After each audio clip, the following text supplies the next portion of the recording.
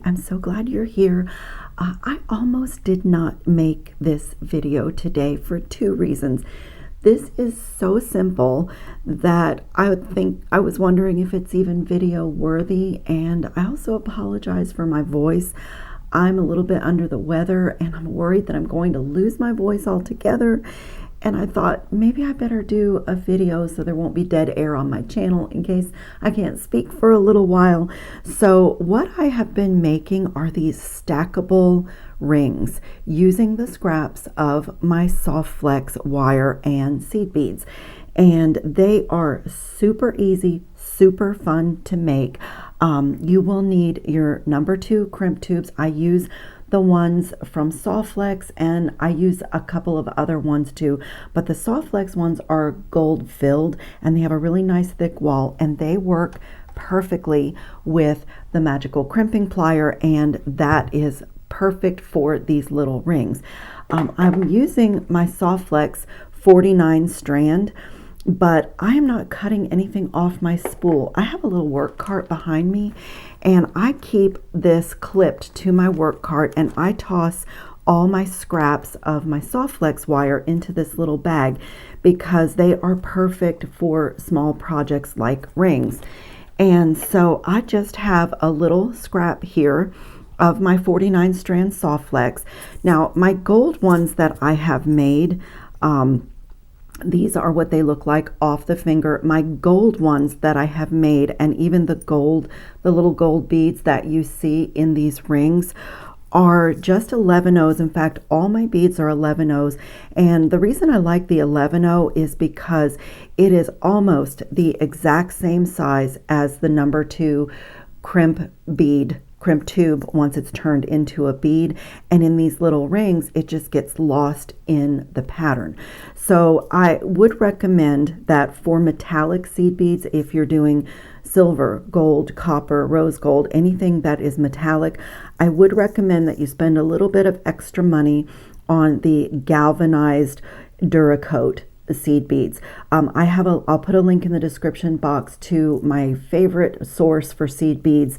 But these cost a little bit more, but for a ring, since you'll be washing your hands and your hand rubs on things, it's really nice. Your metallic will stay shiny and metallic and not rub off, so you get some longevity out of your ring. And I just have to say, these would be so great for gifts. These would be so great for a craft fair. You can use up your scraps. They would be something you could add on to. So I have stacked 5 on here. I actually would like to wear 6. Let's see, I'll do this purple one, but my finger's not long enough. But you can stack them 2, 3, 5, 6 like that. They make a great thumb ring. They're really comfortable, and you could do them smaller and do like a midi ring. If you like that style, it's very boho. I just love these. If I had longer fingers, I would make more, but the more you stack, the prettier and more unique they are. I just love them. So all you need is one number 2 crimp tube, a little scrap, your finger size, and I'll show you. Let me pull in. Sorry for reaching behind me. Just wanted to get my ring mandrel. So my middle finger and my thumb are a size 8, and that's my other advice. And the reason I thought of making a video, now this one is looking much bigger.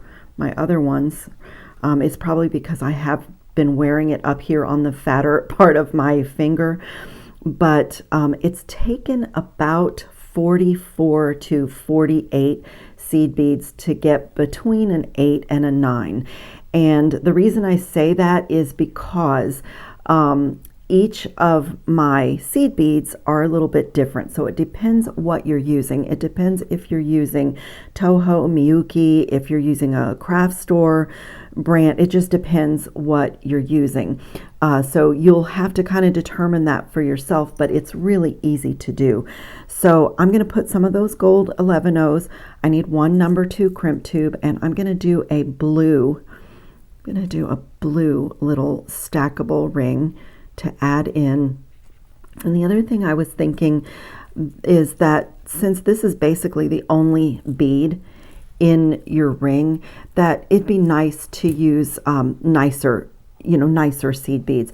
So like I had this Miyuki seed bead mix called Vineyard, and this middle ring here, I did that. So a bead mix, a seed bead mix is really pretty for these, but there's nothing stopping you from making your own mix too, like taking some blue and purple and mixing them, or pink and purple, and like creating your own mix. But this is super simple. I am going to count on this blue one. I think I'll do 7 seed beads per section. I'll show you, this is just my pattern. Now on the gold ones, I wanted some solid metallic.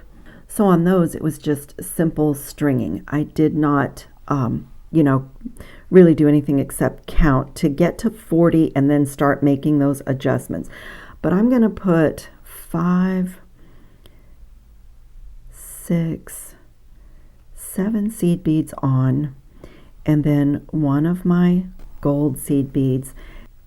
So I'm putting 7 seed beads and then a gold, and then 7 and then a gold, and I'm going to do that until I have 5 sections of whatever color that I'm doing. And if you do a longer piece of your soft flex, it may be less tedious for you, but I have not been having any trouble just holding on to it kind of like a loop and just picking up my seed beads.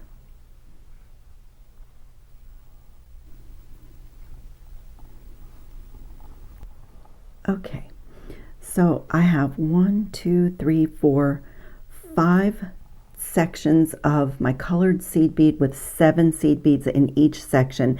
And on some of my seed beads, I have had to go up to 8 and even 9. I think my pink one, I think I did 6. So that's just, I dotted my bands with the gold seed bead because I like how it makes the crimp tube kind of disappear.